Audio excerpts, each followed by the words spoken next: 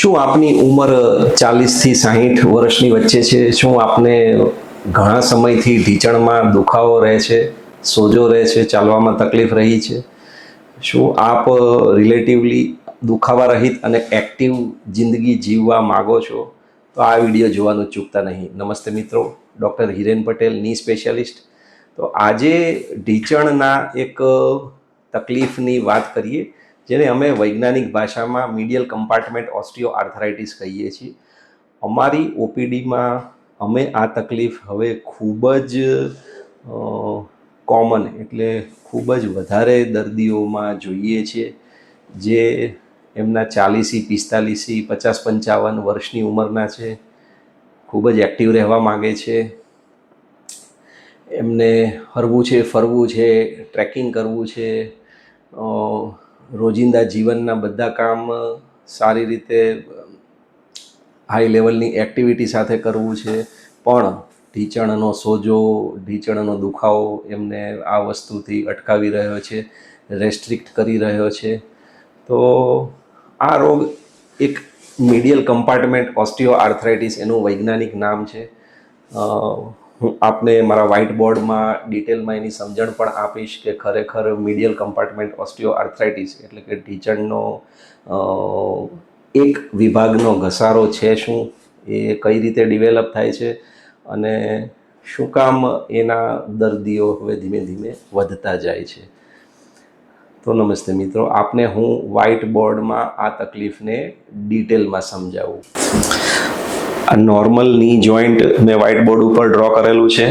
આ થાઈ બોન એટલે સાથળનું બોન છે, આ લેગ બોન એટલે પગના નળાનું બોન છે, આ સાઈડમાં નાનું ફિબ્યુલા બોન છે અને આગળ ની કેપ એટલે પટેલાનું બોન છે. આ 4 બોન ભેગા થઈને ની જોઈન્ટ એટલે ઢીંચણનો સાંધો બનાવે છે.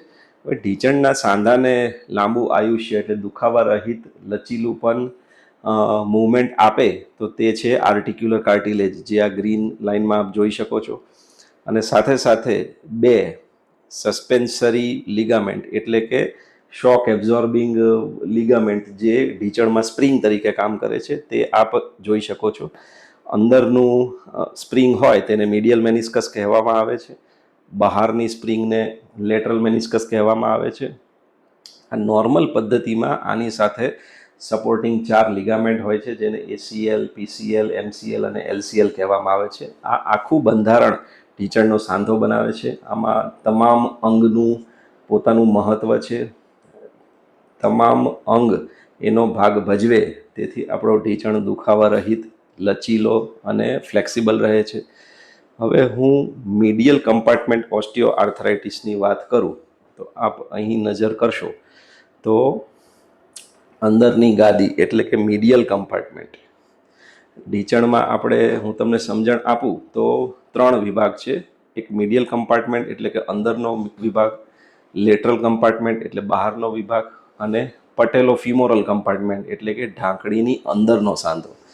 હવે સામાન્ય રીતે જે અમે જોઈએ છીએ, જે ઘસારાના દર્દીઓ હોય છે, જે દર્દીઓને ઢીંચણમાં ઘસારો અથવા દુખાવો સોજો હોય છે, એવા દર્દીઓને એમાંના 10 દર્દીમાંથી 6 થી 7 દર્દીઓને ફક્ત અને ફક્ત મીડિયલ કમ્પાર્ટમેન્ટ એટલે અંદરના વિભાગમાં જ દુખાવો હોય છે, અંદરના વિભાગમાં જ સોજો હોય છે.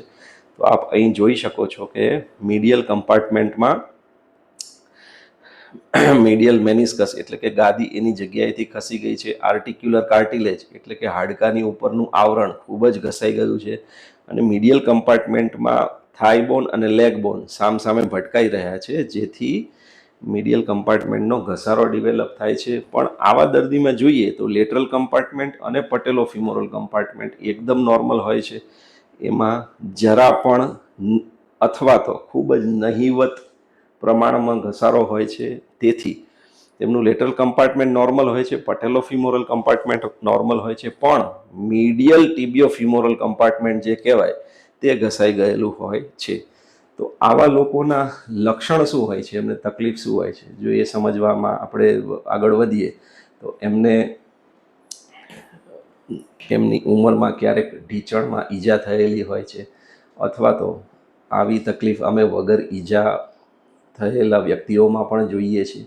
એમને રૂટીન ચાલવામાં, ડે ટુ ડે એક્ટિવિટી કરવામાં તકલીફ પડતી હોય છે, સીડી ચડ ઉતર કરવામાં, પલાઠી વાળવામાં તકલીફ પડતી હોય છે, ઢીંચણનો દુખાવો થતો હોય છે, ઢીંચણમાં સોજો થતો હોય છે અને એમનું રોજિંદુ કાર્ય કરવામાં તકલીફ પડતી હોય છે. પણ મહદઅંશે આવા લોકોને 3 વિભાગમાંથી ફક્ત એક વિભાગ એટલે મીડિયલ કમ્પાર્ટમેન્ટમાં જ ઘસારો હોય છે. એમનું લેટરલ કમ્પાર્ટમેન્ટ અને પટેલોફિમોરલ કમ્પાર્ટમેન્ટ નોર્મલ હોય છે. એમના 4 લિગામેન્ટ જે ACL, PCL, MCL, LCL એટલે કે એમના 4 લિગામેન્ટ પણ નોર્મલ હોય છે. એમના લિગામેન્ટમાં પણ તકલીફ નથી હોતી અને ફક્ત એમના ઢીંચણનો એક જ કમ્પાર્ટમેન્ટ એટલે મીડિયલ કમ્પાર્ટમેન્ટમાં ઘસારો હોય છે.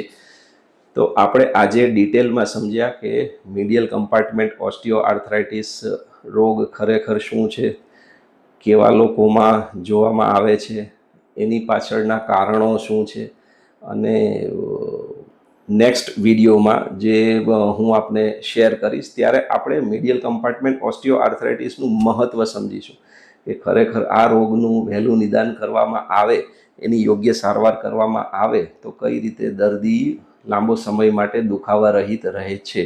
તો આ હતી આપણી મીડિયલ કમ્પાર્ટમેન્ટ ઓસ્ટિયોઆર્થરાઇટિસની અપડેટ. આપને હું બીજા વિડીયોઝના લિંક મોકલીશ જે અમે ની જોઈન્ટ, શોલ્ડર જોઈન્ટના એજ્યુકેશનલ અપડેટ છે. આપને એનાથી ઢીંચણનો સાંધો, ખભાનો સાંધો, એના રોગો વિશે માહિતી હું આપતો રહીશ અને અહીં આપને બીજા એક વિડીયોની લિંક શેર કરું છું. Okay, thank you. Doctor Hiren Patel, Anant hospital.